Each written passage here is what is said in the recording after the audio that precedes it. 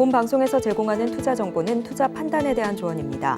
방송에서 제공하는 주식의 가치, 가격 상승 및 하락에 대해서는 방송사에서 보장하지 않습니다. 안녕하세요. 오늘장 내일장의 권민정입니다. 간밤 이 미국의 고용지표 호조 소식 속에서 미국은 하락 마감하는 모습을 보였습니다.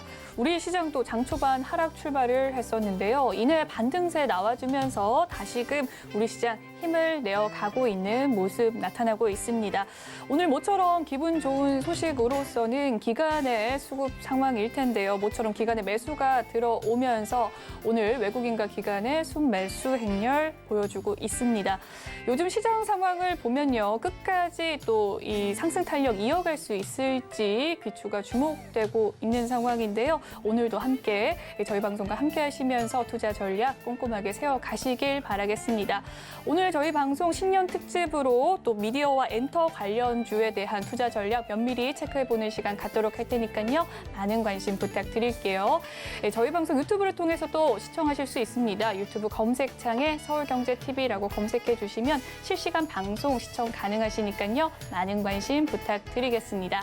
본 방송에서 제공해드리는 정보는 투자 판단을 위한 조언일 뿐 해당 주식의 가치와 수익률을 보장해드리진 않습니다. 그리고 서울경제TV와 서울경제신문은 당사의 브랜드입니다. 최근 당사를 사칭하는 피해가 늘고 있으니 시청자 여러분의 각별한 주의 부탁드리겠습니다. 1월 6일 금요일입니다. 오늘장 내일장 본격적으로 출발하겠습니다.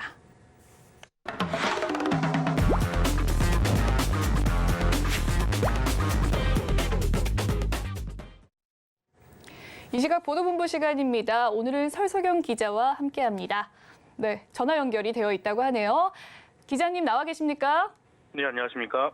네, 먼저 헤드라인부터 살펴보고 오겠습니다.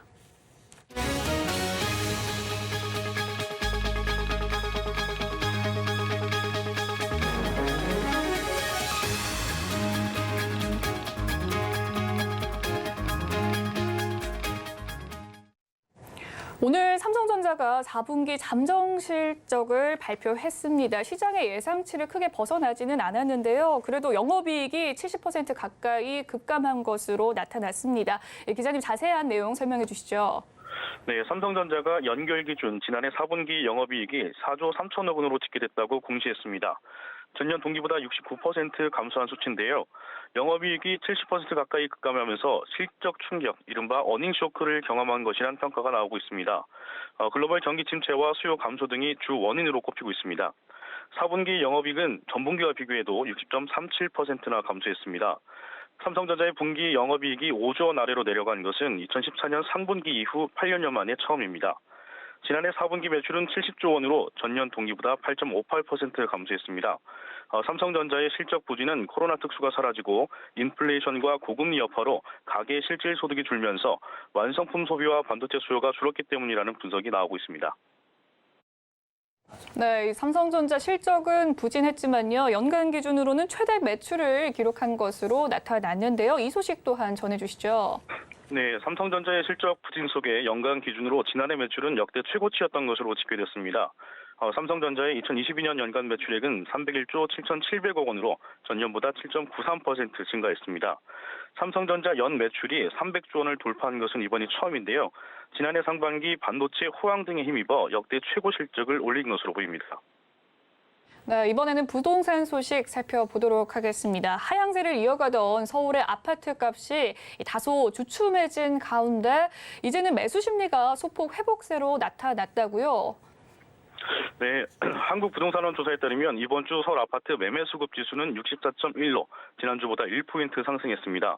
아주 소폭이지만 서울 아파트 매매 수급 지수가 상승 전환한 것은 지난해 5월 첫째 주 이후 8개월 만입니다. 매매 지수가 기준 100 이하면 시장에 집을 사려는 사람보다 팔려는 사람이 많다는 것을 의미하는데요.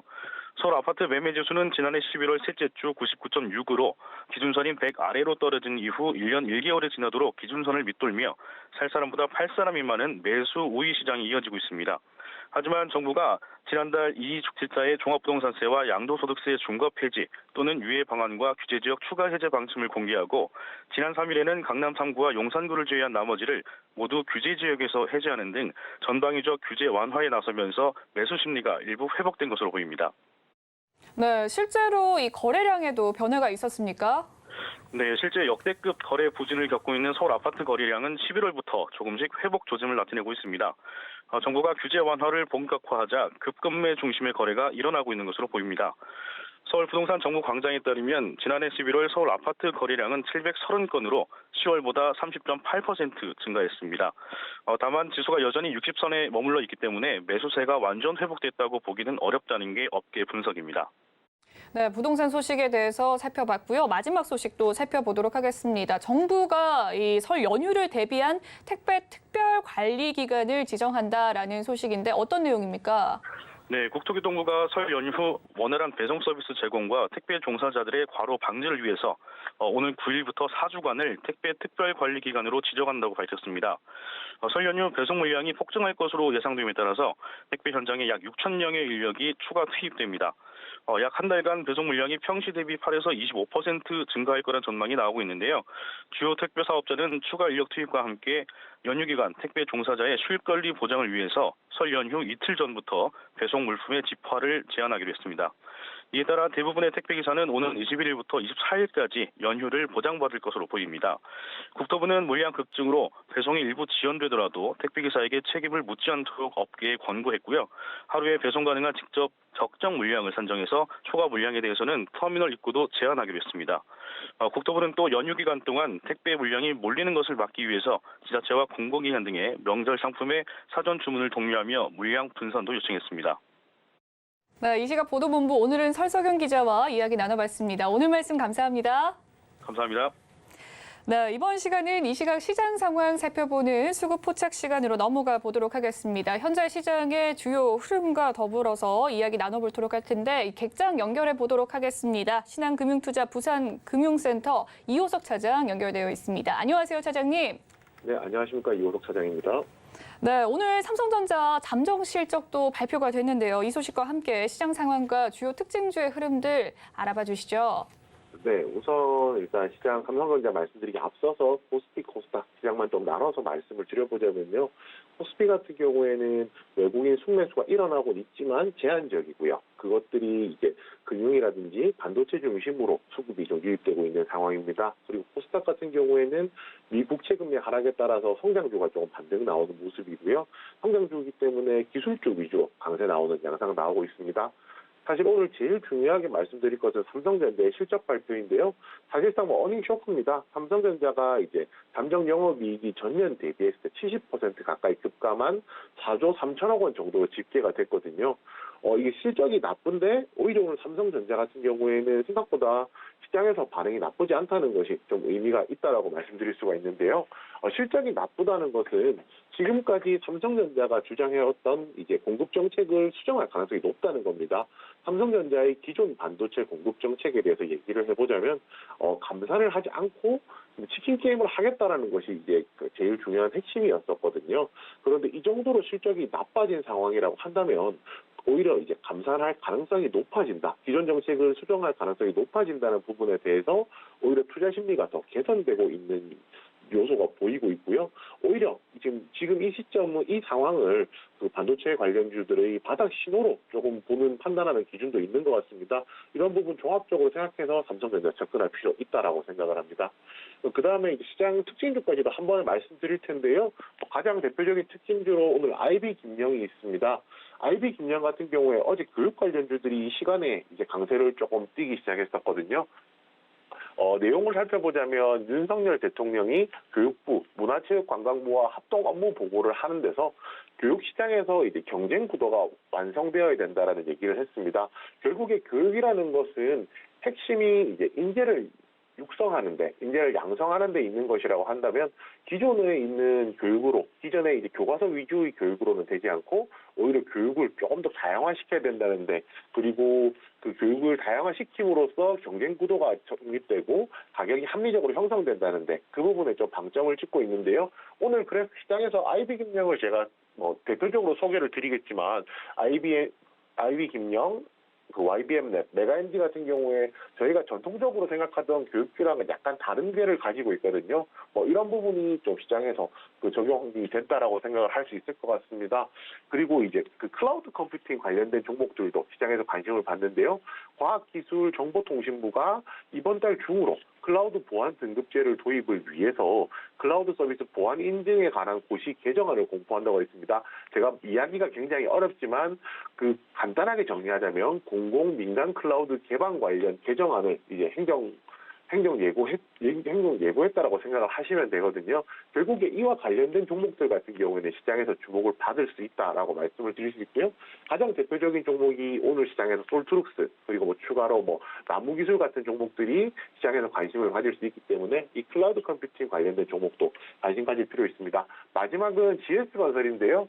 정부가 부동산 규제 완화를 한다라는 이런 흐름이 나오고 이야기가 나오게 되면서 그에 따른 수혜 기대감이 조금 나오고 있습니다. 아무래도 주택과 관련해서 이제 민감하게 움직이는 GS건설이다 보니까 시장에서 조금 더 이제 반응이 크게 오고 있다라고 생각을 하고요. 이 부분에 관해서도 긴 관점에서 본다면 아직까지 미분양이라든지 이런 부분이 많아서 조금 조심스럽게 접근을 할 수는 있겠지만은 단기적인 관점에서는 이런 수혜 기대감에 따른 수급 개선도 기대가 되기 때문에 관심 가져볼 필요가 있다라고 생각합니다.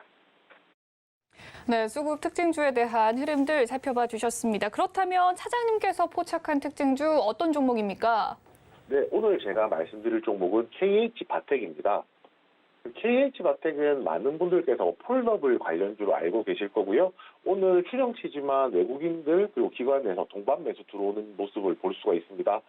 우선 KH바텍 실적은 좋지 않을 것이라고 생각합니다. 4분기에 어닝 쇼크가 나올 것이라고 예상을 하는데요. 영업이익이 전년 대비 한 66% 정도 줄어들 거라는 전망입니다. 삼성전자의 주요 고객사잖아요. 그 삼성전자의 저조한 이제 폴더블 판매량이라든지 판매량이 저조했기 때문에 오더컷, 주문 취소가 나왔다든지 이런 부분들의 영향이 좀 굉장히 있을 수밖에 없었고요. 보통 힌지 공급 같은 경우의 70%가 3분기에 집중됐기 때문에 오히려 4분기에는 물량이 감소하면서 실적이 이제 나쁘게 나오는데요. 지금 주가 자체가 고점 대비했을 때 약 60%가량 하락을 한 상황이거든요. 그렇게 친다라고 하면 오히려 우려가 주가에 어느 정도 선반영되고 있는 중이다라고 표현하는 것이 맞을 것 같습니다. 핵심은 이겁니다. 폴더블 시장 자체가 계속 성장이 되고 있다는 건데요. 삼성전자 기준으로 이야기해보자면 2022년 작년에 폴더블 폰 판매량이 950만 대, 올해 같은 경우에 1250만 대로 한 300만 대 정도 더 늘어날 것이라고 보는 거고요. 그에 따른 힌지 수요 같은 경우는 1250만 개에서 1650만 개로 더 크게 늘어날 것이라는 전망을 가지고 있습니다. 굳이 단점이라고 꼽자면 힌지 관련해가지고 고객사의 점유율이 떨어질 것인데요. 92%에서 74%로 떨어질 것인데 아무래도 이제 신규 경쟁사가 들어오기 때문입니다. 부정적이라고는 할 수는 있지만은 어찌됐건 간에 점유율이 떨어진다고 하더라도 절대적인 수량이 많이 늘어나게 되고요. 여기 플러스 알파가 있습니다. 이 플러스 알파라는 것은 힌지 관련해서 새로운 고객사들이 나타난다는 것인데요. 중국의 오포 같은 경우에 폴더블 기기에 이제 고부가 힌지, KH바텍과 비슷한 등급의 고부가 힌지를 채용을 했거든요. 결국에 공급 단가 같은 경우에는 국내 제조사에 납품하는 것보다는 몇 배 정도 더 높아지기 때문에 오히려 힌지 관련된 고객사를 다변화함으로써 수익성 개선을 할 수 있어서 이 부분을 장점으로 꼽을 수 있을 것 같습니다. 네, 이호석 차장의 오늘 포착한 특징주 KH바텍이었고요. 그에 따른 투자 전략까지 면밀하게 살펴봤습니다. 지금까지 신한금융투자 부산금융센터 이호석 차장과 함께했습니다. 오늘 말씀 감사합니다. 네, 감사합니다.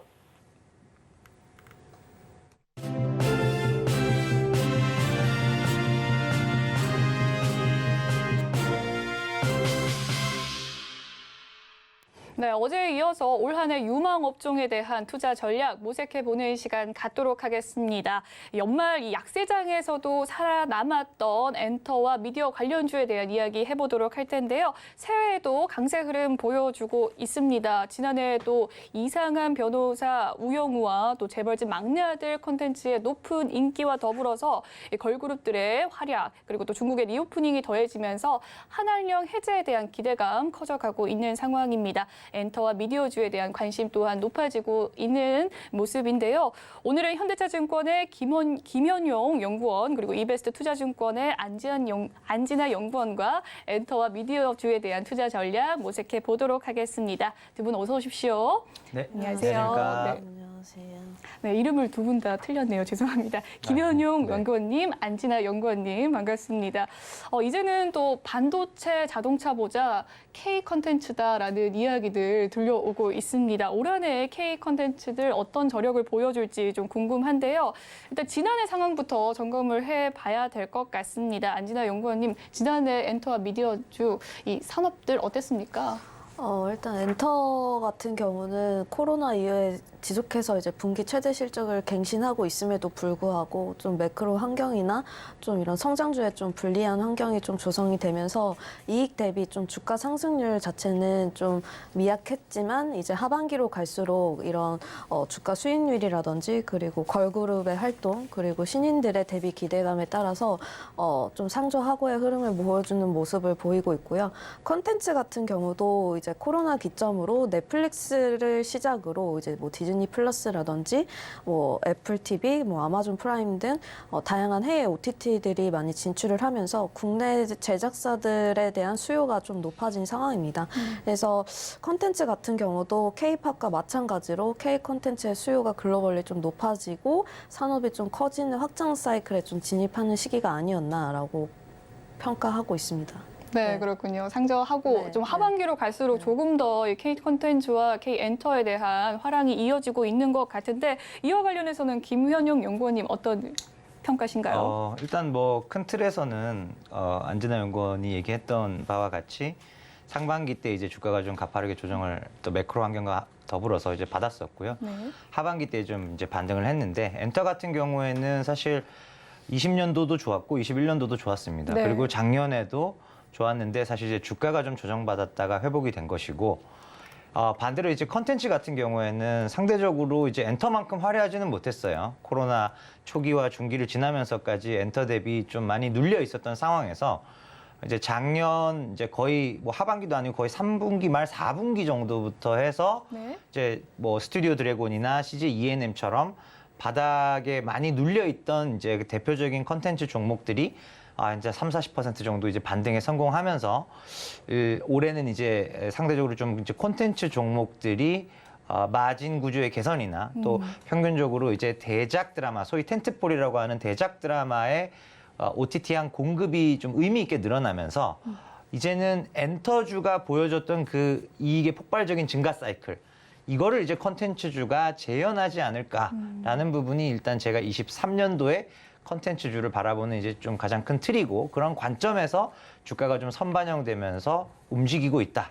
이렇게 말씀을 드릴 수 있을 것 같습니다. 네, 그렇군요. 엔터와 미디어주 이제 계속해서 좀 가파르 횡보, 좀 올라갈 수 있는 기대감 엿보이고 있는 가운데 지난해의 시장의 하방 압력, 뭐 매크로 환경이 워낙에 좀 거셌습니다. 지난해 상황 대비 이 주가가 뭐 선방을 했습니까? 어떻게 보세요? 일단 굉장히 선방을 했죠. 특히 엔터 같은 경우에는 작년 10월 말까지 미국장과 한국장이 동반 급락을 했었던 그 네. 환경에서도 특히 이제 뭐 JYP 엔터를 비롯해서 엔터주 안에서 차별적인 성장성. JYP 엔터 같은 경우에는 이제 스트레이키즈가 소위 BTS의 좀 버금가는 레벨로 올라가게 되면서 이익 성장률이 다른 여타 성장주들 대비로도 차별화가 확실하게 됐었거든요. 그런 부분들이 어떻게 보면은 이 많은 기관 투자자분들 또는 개인 투자자분들 입장에서도 약간 이제 장을 급락하는데 그러니까 도피처 안전한 투자 대상이라고 네. 인식이 될 만큼 엔터주는 이제 주가를 크게 시장 대비 아웃했다라고 볼 수 있습니다. 네, 엔터주가 굉장히 좀 선방한 흐름을 보여줬군요. 네. 또 지난해 하반기 중국의 한한령 해제 기대감이 있지 않겠습니까? 또 기대감 더욱 확대되고 있는 가운데 본격적으로 더 완화가 될 시에 국내 엔터 4사와 또 주요 콘텐츠주들이 올라갈 것 같다라는 기대감이 있는데 이에 대한 성장성은 어떻게 보십니까? 일단 이제 이 한한령은 2016년 하반기로 제가 기억을 합니다. 약 6년이 이제 넘어가고 있죠. 네. 그래서 정말로 해제가 돼야 되는 겁니다. 해제가 됐을 때 해제됐구나. 네. 그렇게 대응해도 사실 늦지 않은 건데 주가가 이제 좀 선반영되면서 지금 움직이고는 있습니다. 그러면 이제 우리가 한한령이 좀 완화된다라고 가정을 해봤을 때 엔터보다는 컨텐츠 종목들이 조금 더 그 델타 변화량에 있어서 수혜보는 폭이 더 클 것으로 보여지고요. 컨텐츠 안에서도 이제 탑티어 종목들이 유리하겠죠, 당연히. 네. 컨텐츠가 이제 엔터보다 유리한 이유는 엔터는 이미 코로나를 겪으면서 뭐 온라인 콘서트로 돈 번 하이브 같은 데도 있었고 또 작년 하반기 엔데믹 환경부터는 글로벌 오프라인 콘서트들이 대부분 재개가 되면서 네. 중국이 유입이 추가로 되더라도 실적이 늘어날 그 증분이 20%를 넘지 않습니다. 근데 이제 드라마 제작업 같은 경우에는 TV 동시방영, 그다음에 넷플릭스를 비롯한 글로벌 OTT, 여기에 중국 OTT로 한 군데 더 팔 수 있는 거기 때문에 2개에서 3개로 늘어나요. 단순하게 보면 한 40~50% 정도 효과가 있는 것이죠. 네. 특히 작은 중소 제작사들의 경우에는 더더욱 그렇습니다. 이익이. 예, 변화량이 훨씬 큰 거죠. 그렇기 때문에 주가 측면에서 본다면 엔터보다는 이미 다 가진 엔터보다는 네. 앞으로 가질 게 많은 이제 컨텐츠 쪽을 보시는 게 맞고 좀 이제 뭐 대형주 쪽으로 사실 선별하는 게 지금 여전히 매크로 환경 불확실하지 않습니까? 그렇기 때문에 좀 대형 드라마 제작사 쪽이 한한령 완화에 대해서는 가장 기대감이 높다라고 볼 수 있겠습니다. 본격적인 이 환활령이 해제가 된 것은 아니지만 만약에 해제 시에는 엔터보다는 컨텐츠가 더 좋을 것이다라는 이야기를 해주셨네요. 네. 최근에 기사로 이 더글로리가 요즘에 인기인데 중국인이 불법으로 한 6만 명 정도 봤다라는 이야기가 들었습니다. 조금 더 해제가 될 시에는 수익 창출이 되겠다라는 그쵸. 뜻이겠죠. 네. 네, 그럼 이와 관련해서는 안진아 연구원 어떤 의견이십니까? 네, 저도 두 섹터를 놓고 보면은 컨텐츠 제작사 관련 주들이 좀 더 모멘텀의 수혜를 받을 것으로 예상을 하고 있고요. 엔터 같은 경우는 이제 작년도 그렇지만 코로나 기점으로 좀 시장이 많이 확대된 게 기존에는 일본을 중심으로 한 아시아권 위주였다면 네. 코로나 기점으로 이제 K-팝이 본격적으로 시장을 확대해 나가고 글로벌 팬덤을 확보한 시장이 북미를 필두로 한 이런 서구권 시장이거든요. 그래서 그런 쪽에서의 이제 영역 그리고 일본 시장이나 미국 시장 좀 선진국 위주로 많이 이제 시장이 넓어졌다면 중국 같은 비중은 과거에는 뭐 높으면 2자릿수까지도 받겠지만 지금 현재 기준으로는 거의 4%에서 5%밖에 수준이 되진 않습니다. 네. 그래서 열렸을 때 뭐 오프라인 콘서트나 뭐 CD를 팔 수 있는 뭐 앨범 물량 수출이나 이런 것들이 직접적으로 눈에는 붙겠지만 이제 그런 것들이 시장을 주도하는 엔터 쪽이 아무래도 중국이 아니라 미국이나 일본 쪽으로 많이 옮겨가다 보니까 수혜는 앞서서 말씀하신 것처럼 이제 엔터보다는 컨텐츠에 더 돌아갈 룸이 많다라고 보고 있고요. 제작사 측면에서 보면은 일단 중국이 열리자마자 네. 이미 만들어 놓은 작품을 바로 수출할 수 있는 흔히 말해서 이제 작품을 라이브러리라고 표현을 하는데 이러한 것들을 이미 다 많이 갖추어진 구작들을 많이 가진 좀 대형 제작사들 위주로 아마 숫자는 바로 이익이 가셔야 되는 것들은 중소형 제작사보다는 대형 제작사한테 먼저 수혜가 돌아가고 이제 순차적으로 중소형 제작사들까지도 이제 다 같이 수혜를 볼 수 있는 모멘텀이라고 생각을 합니다. 네, 그렇군요. 일단은 뭐 라이브러리라고 표현을 하는군요. 네. 꺼내서 팔면 되니까 네, 네, 더 네. 좋은 수익이 기대가 된다. 또 특히나 컨텐츠 두 분의 의견이 같았네요. 김원용 연구원한테 이야기를 네. 좀 더 물어보도록 하겠습니다. 지난해 JYP 엔터테인먼트 굉장히 좋은 흐름을 보여줬어요. 그렇죠. 네. 코스닥 엔터 대장주라고 하면서 컨텐츠주보다 더 좋은 흐름으로 신고가 랠리 보여줬는데 네. 올해 K-팝과 K-드라마 이 수익성에서 헤게모니가 다르다라고 조명을 해주셨는데 네. 이에 대한 이야기 어떤 내용입니까? 일단은 이제 작년까지는 확실히 엔터가 드라마보다 업황이 좋았었던 게 맞고요. 근데 이제 올해부터는 조금 그런 헤게모니가 바뀔 수 있다라고 보는 게 드라마가 엔터보다는 지금 업황 자체가 네. 작년 대비로 봤을 때는 더 좋은 상황인 것 같아요. 일단 이제 가장 큰 부분은 이제 드라마가 이제 2020년 똑같이 코로나가 왔을 때 드라마 쪽도 처음에는 엔터 못지않게 굉장한 수혜를 예측을 했었습니다. 넷플릭스나 디즈니 플러스 수많은 OTT들이 들어오면서 경합이 붙을 것이다. 경합이 붙은 건 맞았고 매출도 늘었지만 이익이 늘지를 않았었어요. 그랬군요. 왜냐하면 어떤 그 헤게모니 자체가 넷플릭스에 있었거든요. 근데 이런 그렇죠. 부분들이 언제를 기점으로 좀 바뀌었냐면은 21년 작품이었던 오징어 게임. 네. 오징어 게임이 이제 K 드라마가 이제 미국을 비롯한 세계 무대로 가는 어떻게 보면 노크 역할을 한 거고요. 그때부터 이제 그러니까 엔터 같은 경우가 지난 2, 3년간 좋았다면 드라마는 지금부터 한 2, 3년간 좋아지는 사이클이거든요. 그래서 드라마 쪽이 작년에 JYP가 가장 좋았다면 네. 올해는 저는 이 엔터 미디어 쪽에서는 스튜디오 드래곤이 가장 좋지 않을까 이렇게 보고 있는 상황입니다. 그렇군요. 수익을 이제 좀 받아가는 것이 드라마이겠다라는 이제 드라마의 거죠. 차례다. 차례다. 뭐 이렇게 보실 영화랑 수가 드라마 있죠. 있지 않습니까? 예. 영화보다도 드라마. 영화 쪽은 사실 네. 이제 OTT가 들어서게 되면서 좀 구조적으로 손상을 받은 분야가 아닌가. 왜냐면은 박스오피스 같은 경우에 작년도가 우리나라가 제일 많이 들어왔을 때 1년에 2억 3천만 명의 관객분들이 영화를 보셨었어요. 네. 그러다가 코로나 때 깨지고 작년 하반기 이후부터는 엔데믹으로 인해서 빠르게 회복을 했음에도 불구하고 1억 1천 몇백만 명밖에 회복을 못했어요. 반 정도 회복을 한 거고 네. 그럼 올해도 갑자기 뭐 1억 7, 8천만 명까지 회복할 거다? 이렇게 보시는 분들은 많지 않은 것 같아요. 그러니까 그만큼 영화는 이제 우리가 OTT에 너무 익숙해지다 보니까 네. 뭐 되게 화제성이 높은 것들은 가서 보겠으나 네. 그렇지 않으면 좀 기다렸다가 OTT로 보는 그런 패턴들도 많아지다 보니까 저는 네. 영화는 드라마랑은 조금 다르지 않나. 수혜가 그렇게 크지 않을 것이다. 네. 예, 그렇게 보고 있습니다. 세 가지 섹터로 좀 나눠보자면 가장 큰 수익성이 기대되는 게 드라마다라고 네. 이야기를 해주셨어요. 그러면 연구원님께서 특히나 좀 주목하시는 작품이 있으실까요? 올해 라인업들 중에서요. 네. 일단은 이제 상반기보다는 하반기 쪽이 조금 더 기대할 만한 올해는 요소들이 많은 것 같고요. 네. 일단 한국 같은 경우에는 이제 시즌제 드라마가 막 시작되는 그 상황입니다.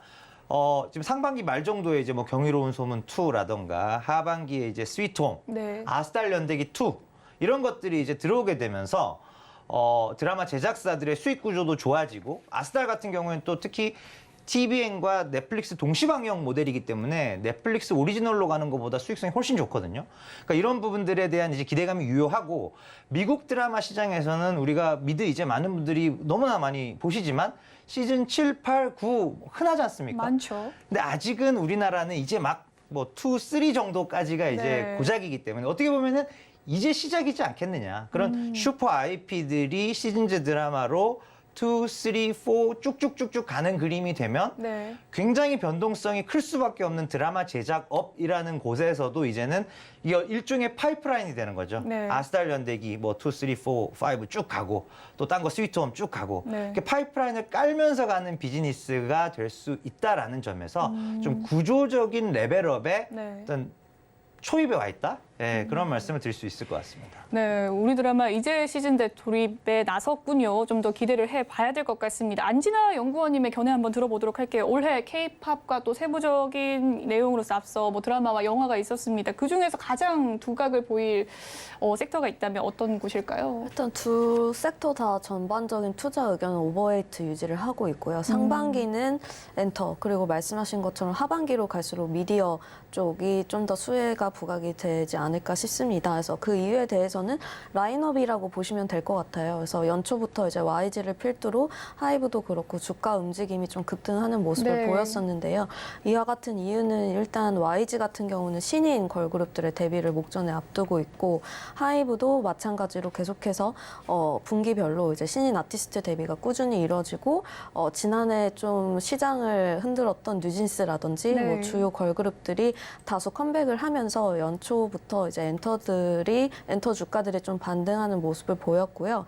하반기로 갈수록 미디어가 좀 기대가 되는 부분들은 앞서서 말씀하신 그런 넷플릭스나 오리지널 시리즈 작품들 그리고 소위 말하는 텐트폴 작품들이 방영 시점이 올해 중순부터 내년 하반기에 좀 집중이 되어 있는 상황입니다. 그래서 보통 이런 드라마 제작사들 같은 경우는 드라마가 방영이 되거나 이제 편성 날짜가 확정이 되면 그 전후로 이제 주가 움직임이 좀 많이 움직이는 모습을 보이기 때문에 네. 이런 시기들을 잘 고려해서 투자 판단을 하시면 도움이 될 것 같고 말씀드린 대로 일단 하반기, 그러니까 연간으로 일단 미디어는 좀 보시는 게 유리한 게 이제 분기별 실적의 변동성이 굉장히 큽니다. 아무래도 작품이 방영되는 시점이거나 뭐 편성되는 시점에 따라 인식하는 게 다르기 때문에 실적이나 수익성 측면에서 봤을 때 엔터 같은 경우는 안정적으로 늘 그래 왔듯이 이제 계속해서 이제 호실적이 예견이 되고 제작사들 같은 경우는 이런 작품의 라인업에 따라서 주가 반등이 선 반영되고 이제 수익 구조가 나중에 이제 일어나는 비용 구조이기 때문에 작품 라인업들을 연간으로 몇 편 이제 만드는지 제작사마다 파악을 하시고요. 연간 실적 흐름에 따라서 보시는 게 좋을 것 같습니다. 네. 네, 연간 실적의 흐름에 따라서 연간적으로는 뭐 드라마와 이 미디어 콘텐츠에 좀 투자를 해보면 좋겠다라는 이야기를 해주셨는데 엔터는 투자 타이밍을 좀 잡기가 쉽지 않다는 평들이 많습니다. 좀 투자의 적기를 판단할 때 엔터지 저는 올해는 어땠을까요? 미디어가 더 어려운 것 같다고 미디어가 더 생각을 하고요. 어렵습니까? 네. 엔터 같은 경우도 뭐 앞서 말씀드린 거의 일환인 것 같아요. 엔터는 그 컨텐츠가 사실 아티스트거든요. 그래서 아티스트 주요 엔터사들의 활동하는 아티스트들의 일정을 일단 파악하시는 게 중요하고 이제 수익이 되는 이런 걸그룹, 보이그룹들의 뭐 활동 시기라든지 뭐 신인 그룹들의 일정이라든지 이런 것들 전후로 바로 활동하는 시기에 해당 분기의 실적이 인식이 되기 때문에 그런 아티스트 일정을 잘 파악하시는 게 중요한 것 같고 미디어 같은 경우는 말 그대로 컨텐츠는 이제 제작 편성일이거든요. 방송이 언제 방영이 될지. 근데 이러한 것들이 저는 미디어 쪽이 좀 더 어렵다고 말씀을 드린 이유는 제작 환경에 따라서 방송이 뭐 예정된 시기보다 뭐 딜레이 되는 경우도 굉장히 많고 뭐 짧게는 한 분기지만 뭐 길게는 1, 2년 정도 뒤로도 밀리는 경우가 많기 때문에 네. 사실 이러한 것들을 더 예측하고 움직이고 대응하기는 쉽지가 않은 부분이거든요. 그래서 뭐 엔터 같은 경우는 뭐 말씀드린 대로 아티스트 라인업 파악하고 뭐 특히나 이제 오프라인 콘서트가 열리기 때문에 월드 투어나 이런 콘서트를 하면 더불어서 이제 MD 굿즈나 뭐 그런 간접 매출도 다 같이 올라가는 구조라서 앨범 발매 시기, 뭐 콘서트 일정 같은 것들 잘 참고하셔서 체크하시면 좋을 것 같습니다. 네, 그렇군요. 다음 질문 넘어가 보도록 하겠습니다. 투자자분들의 또 관심은 이 플랫폼에서 제작사로 자연스럽게 넘어가는 분위기인데요. 또 중소형 제작자 중에서 또 강점을 지닌 기업에 대해서 알아보도록 하겠습니다. 안진아 연구원님, 또 투자 측면에서 종목별로 선별에 좀 유의해야 되는 종목과 더불어서 탑픽 종목이 있을까요? 일단은 뭐 컨텐츠 제작사 측면에서 가장 좋게 보고 있는 거는 이제 대형 제작사 중에서는 스튜디오 드래곤 말씀을 드리고 있고요. 앞서서 말씀드린 것처럼 계속해서 이제 넷플릭스뿐만이 아니라 다양한 OTT들이 진출하게 되면 결과적으로 수혜가 돌아가는 것들은 저는 대형 제작사보다는 일단 중소형 제작사가 유리하다고 보고 있어요. 그 이유에 대해서는 아무래도 드라마 제작 사업 같은 경우는 선비용 후수익 회수 구조이기 때문에 일단 드라마를 제작하는 비용 구조에 있어서 오리지널 시리즈가 좀 유리하게 작용하는 데는 중소형 제작사다라고 일단 말씀을 드리고 있고요.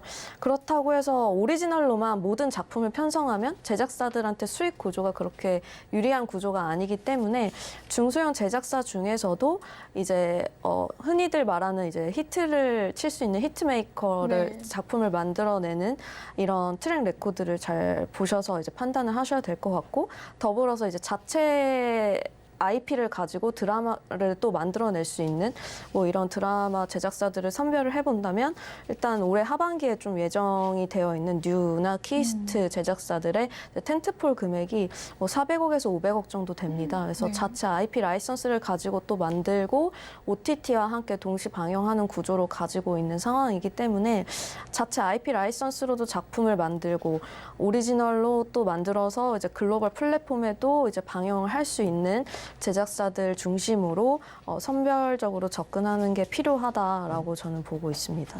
네, 그렇군요. 이 중소형 제작사에 대해서 좀 살펴봤습니다. 뉴와 키스트에 대한 기업들 분석을 좀 해주셨고요. 또 중소형 제작사 중에서 강점을 지닌 기업, 김현영 연구원은 어떻게 생각이 드십니까?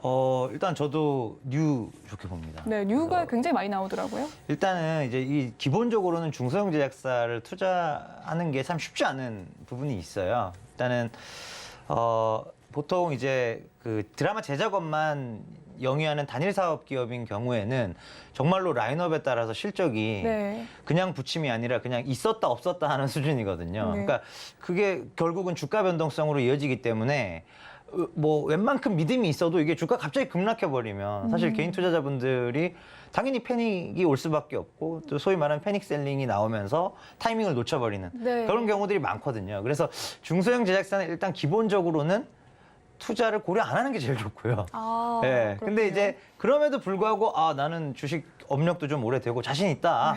그러면 이제 뉴를 추천드리는 건데 이유는 일단은 이제 그 드라마 제작업이라는 거에 그 부침 이런 부분을 감안하더라도 뉴는 원래 본업 자체가 영화 배급업입니다. 그리고 배급사군요. 배급사이기도 하고 또 부가판권이나 이렇게 좀 비교적 안정적으로 깔리는 실적들이 있어요. 그 위에 드라마 제작업이라는 신사업이 이 변동성을 만들어내는 거기 때문에 상대적으로 단일 사업만 영위하는 기업들보다는 중소형 주지만 좀 변동성이 작은 거죠. 예, 조금 안정적으로 투자를 할 수 있다. 그 부분도 굉장한 강점입니다. 그리고 캡티브 채널은 없지만 뭐 여러 가지 뭐 디즈니 플러스나 JTBC와 같은 TV 네트워크들과의 어떤 전략적 관계들을 좀 끈끈이 가져오면서 캡티브에 준하는 효과, 그러니까 물량을 계속적으로 공급할 수 있는 채널을 어느 정도 확보하고 있다라는 것이죠. 근데 다만 이제 서두에 제가 뭐 중소형 제작사는 고려하지 않는 게 좋다라고 제가 중간에 말씀드렸다시피 일단은 기본적으로 시장의 파이가 커지고 K-드라마가 매력적인 대상이 되면 될수록 대형사들의 점유율이 높아집니다. 스튜디오 드래곤, 네. 그다음에 또 최근에는 KT도 이 드라마판에 들어왔죠. 그리고 카카오 밑에 한 8, 9개 드라마 제작자 회사들이 있고요. 맞네요. 또 심지어 네. 좀 멀찌감치 서 있던 것처럼 보여졌던 네이버도 스튜디오 N하고 플레이리스트라는 2개의 드라마 제작사를 본격적으로 가동하기 시작했어요.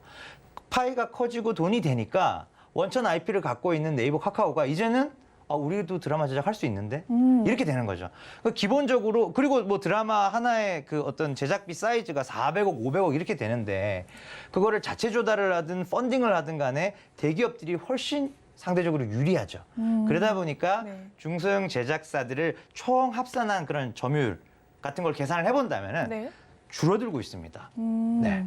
그렇군요. 중소형 제작사를 좀 고려할 때는 역시나 좀 안정성, 변동성이 좀 크지 않은 기업들을 좀 살펴봐야 되는데 이 이유가 또 있다라는 이야기를 해주셨습니다. OTT 시장을 이야기를 좀 해볼까 하는데요. 코로나 이 팬데믹, 엔데믹으로 넘어가면서 OTT 시장 좀 줄어들지 않을까, 힘들지 않겠냐라는 생각이 드는데 오히려 좀 좋은 흐름을 보여주고 있는 것 같습니다.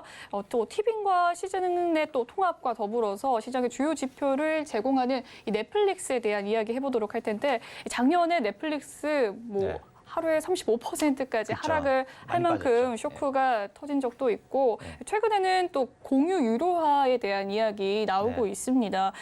넷플릭스 공유 유료화, 이 OTT 시장 전반에 미칠 영향에 대해서 이야기를 해보도록 할 텐데요. 이에 관련해서는 안진아 연구원 먼저 이야기를 좀 해주시죠.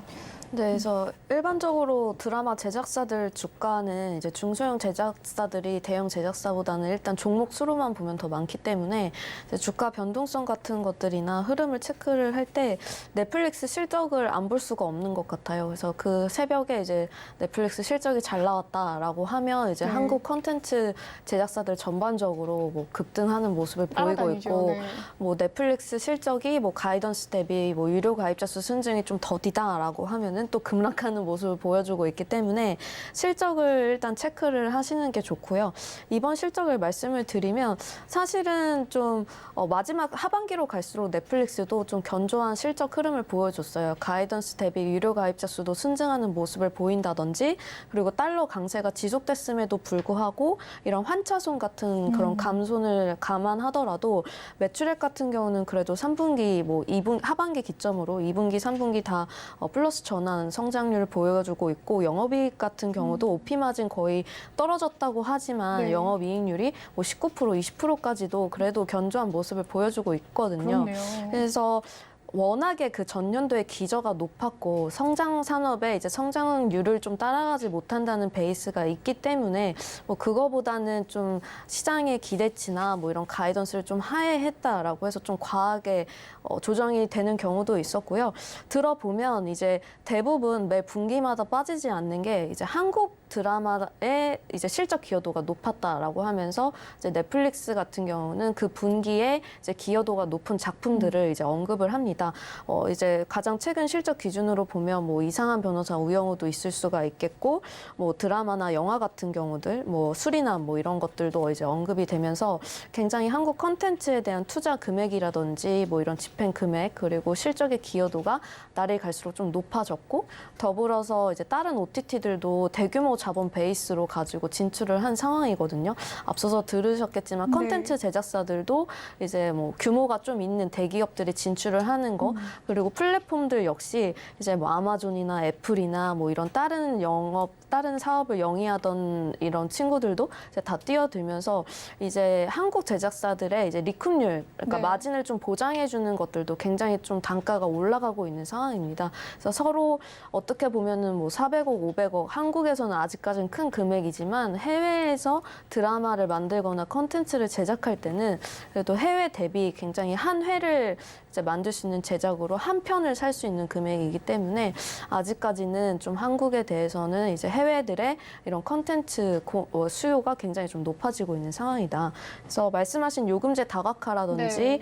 뭐 아니면 광고를 넣어서 좀 저렴한 요금을 출시한다든지 이러한 다양한 요금제 개편을 하는 것도 그 OTT 간의 경쟁이 좀 치열해지고 있기 때문에 그런 MS를 1위로서의 MS를 유지를 하고 이제 확보를 하기 위해서는 다양한 요금제의 개편 그리고 유료 가입자 수를 계속해서 이제 끌어들이기 위한 매력 있는 컨텐츠에 대한 투자액을 늘릴 수밖에 없는 상황이다라고 이제 말씀을 드릴 수가 있을 것 같아요. 네. 네, 글로벌 OTT 시장이 격변을 하면서 넷플릭스에 대한 전망에 대해서 살펴봤습니다. 역시나 실적을 좀 확인해야 되는 것이 중요할 것 같은데요. 공유 유료화에 대해서 좀 이야기를 더 해보도록 하겠습니다. 김현웅 연구원, 이 네. 넷플릭스가 계정 공유는 사랑입니다라는 타이틀을 예. 띄웠었는데 네. 이제는 계정을 공유하면 안 되는 안 되죠. 상황이 도래가 추가 되고 요금을 있어요. 받죠, 이제. 어떻게 보고 계십니까? 일단은 이제 넷플릭스 입장에서 이제 성장이 딱 이제 한계에 봉착을 한 거죠. 일단은 이제 아까 말씀 주셨다시피 이제 뭐 코로나 때의 그 기저 워낙 높았었기 때문에 성장이 안 나오는 그런 부분들도 있지만 기본적으로 이제는 OTT를 애초에 볼 수 없는 그런 지역들을 제외하면 이런 소위 말하는 선진 시장이나 이제 개발도상국 뭐 이런 데를 기준으로 봤을 때는 절반을 넘어가고 있거든요. 보급률이 유료 OTT의 보급률이 이제 이미 50%를 훌쩍 넘긴 상태에서 추가적인 성장은 제한적인데 넷플릭스가 이렇게 뒤를 돌아봤더니 아마존이랑 디즈니 플러스가 돈을 엄청나게 쏟아부으면서 따라오고 있거든요. 그러니까요. 예, 그러니까 일단은 넷플릭스에 2억이 넘는 유료 가입자들은 이미 넷플릭스를 끊기가 힘든 지경에 이르는 거죠.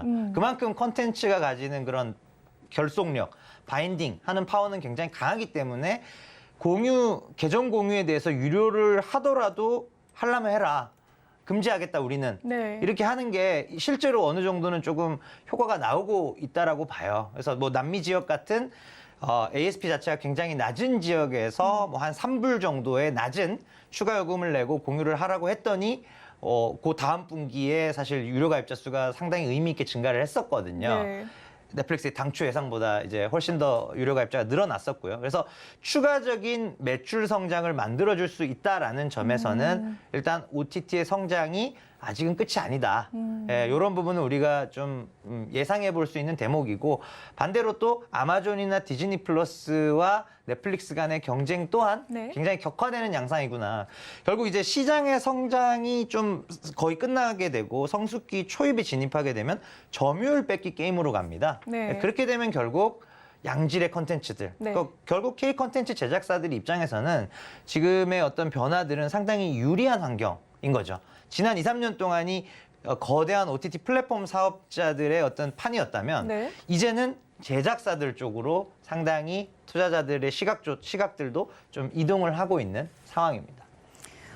네, 다음은 바로 또 엔터 질문 해보도록 하겠습니다. 엔터사들의 광폭 행보 이어가고 있습니다. 특히나 이 주요 엔터 기업이 NFT, 뭐 메타버스다라고 하면서 신사업에 대해서도 열을 올리고 있는 상황인데 네. 엔터 기업의 신사업에 대한 평가 어떠십니까? 일단 엔터사들 같은 경우에는 이 코로나라는 천재일우의 기회를 통해서 레벨업이 많이 됐어요.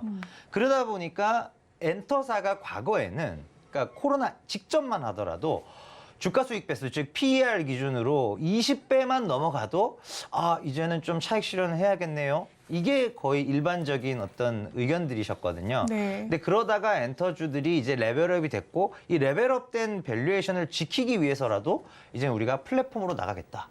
엔터라는 사업의 속성 기본적으로 인적 자원 관리에 대한 리스크를 항상 떠안고 있습니다. 이런 부분들을 이제는 시스템화 시켜서 플랫폼화 시켜서 안정적으로 수익과 이익의 증가를 가져갈 수 있는 구조로 만들겠다라는 게 플랫폼 사업의 핵심이고요. 대표적으로 이제 뭐 SM의 디어유나 네. 또는 하이브 같은 경우가 사실 이제 위버스뿐만 아니라 뭐 위버스 앨범 앱도 따로 있고요. 네. 또 뭐 NFT 관련해서 이제 두나무와의 협업 플랫폼도 예상보다 빨리 나왔고요.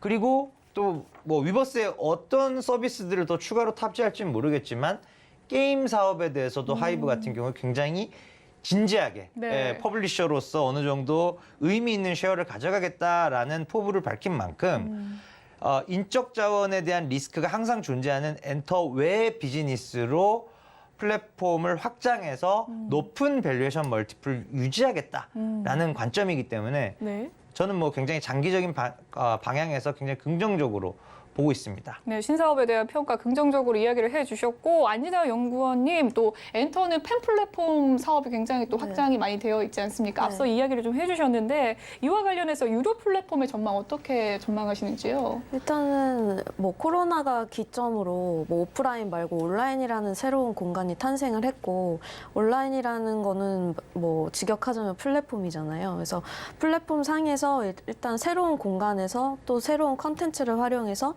엔터사들이 외형을 확대를 하고 또 마진을 더 기존의 이제 전통적인 수익원이었던 앨범 판매나 콘서트에 의존하는 것에서 벗어나서 마진을 더 높게 확보를 하면서 일단 글로벌 진출이 용이하게 된 시발점이 저는 그 플랫폼이라고 보고 있고요. 이러한 플랫폼 비즈니스에서 가장 이제 앞서 있고 이제 국내 그리고 해외를 통틀어서 이제 개발이 빠르게 이루어지고 있는 엔터사는 하이브라고 생각을 하고 있습니다. 그래서 말씀하신 위버스라든지 그런 위버스 상에서 이제 MD 굿즈나 뭐 네. 관련된 컨텐츠를 유료 구매를 할 수 있는 위버스 샵이라든지 그리고 두나무와 합작해서 만들어진 레벨스라는 이런 플랫폼 그리고 NFT를 거래할 수 있는 거래소까지도 이제 설립을 네. 하면서 이제 가장 빠르게 이런 플랫폼을 넘어서서 이제는 메타버스나 NFT 거래를 위한 이런 거래소 설립까지도 이미 다 준비를 마쳤다라고 보고 있고요. 말씀하신 것처럼 항상 인적 자원에 대한 리스크를 갖고 있는 게 이제 엔터 산업의 숙명입니다. 근데 네. 그 엔터 산업의 아티스트는 자체적인 이제 IP고 컨텐츠이기 때문에 이러한 것들을 이제 직접적으로 본업을 하는 것 이외에 이제 시스테믹화해서 이제 관리를 하고 여기서 더 많은 이제 수익을 다각화할 수 있는 것들은 아티스트 IP를 어떻게 활용하느냐에 좀 달려 있다라고 저는 보고 있고요. 그 마진율도 뭐 직접 활동해서 일단 벌어들인 수익을 배분을 할 때 직접 매출 같은 경우는 이제 아티스트한테 배분이 좀 더 유리하겠지만 이런 아티스트 IP를 활용해서 뭐 굿즈를 만들어낸다든지 아니면 영상 콘텐츠를 만든다든지 아니면 뭐 NFT 거래소에서 거래가 될 수 있는 이런 상품들을 개발했을 때는 이런 소속사들에게 돌아가는 더 마진율이 높고 오프라인보다는 온라인상에서 일단 거래가 이루어지기 때문에 이런 마진율 확보나 이제 수익성을 더 일으키기에도 유리한 구조라고 저는 보고 있습니다. 그래서 이런 쪽으로의 변화는 엔터 산업에 있어서 굉장히 긍정적이고 기존에 일단 뭐 좀 리스크가 될 만한 이러한 것들을 좀 어느 정도 해칭시킬 수 있는 바람직한 변화다라고 저는 보고 있습니다. 네. 네, 유료 플랫폼에 대한 전망 살펴봤습니다. 마지막으로 두 분께서 이 컨텐츠주, 미디어 엔터주에서 최선호주를 좀 꼽아주시라라고 이야기를 했는데 하이브를 두 분 다 네. 꼽아주셨어요. 엔터는 네, 엔터가 예. 그렇군요. 엔터에서는 하이브를 꼽아주셨는데 김현영 연구원부터 이 하이브를 꼽아주신 이유에 대해서 이야기를 해주시죠. 일단 하이브가 이제 플랫폼 사업도 유일하게 사실 이제 엔터 4사 중에서는 유일하게 좀 의미 있게 하고 있어서 밸류에이션이 확장 국면으로 갈 수 있는 조건이 상당히 잘 갖춰져 있고요. 그리고 뭐 K-팝이라는 산업 자체가 이미 뭐 커져버릴 대로 커졌지만 그런 과정에서 또 하이브 같은 또 멀티 레이블을 갖고 있는 방탄 소속사가 사실 또 점유율 계속 커져가고 있는 상황이에요. 네. 그러다 보니까 이제 이 시장에서의 영향력 작년에 사실 그 이례적으로 그렇게 걸그룹이 두 팀이 그것도 짧은 시차를 두고 네. 넉 달 정도의 시차를 두고 딱딱 나왔는데 잘해요. 둘 다 네. 매우 성공을 했거든요. 네. 사실 쉽지 않은 케이스예요.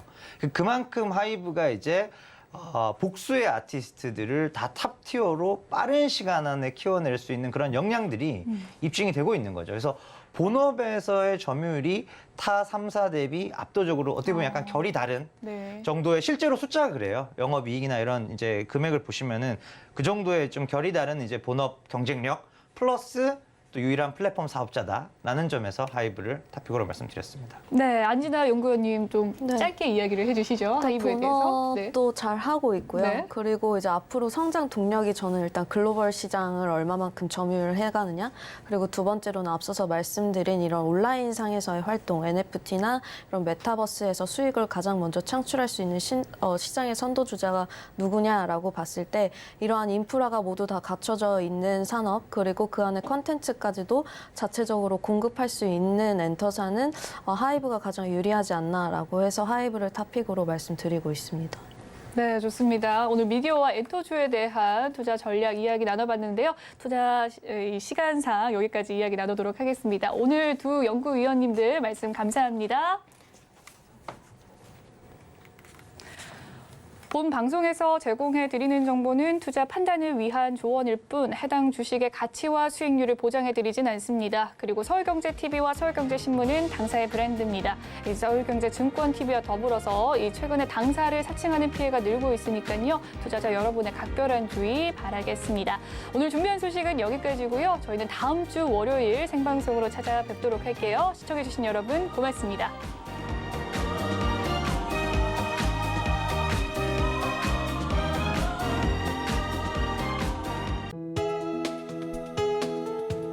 본 방송에서 제공하는 투자 정보는 투자 판단에 대한 조언입니다. 방송에서 제공하는 주식의 가치, 가격 상승 및 하락에 대해서는 방송사에서 보장하지 않습니다.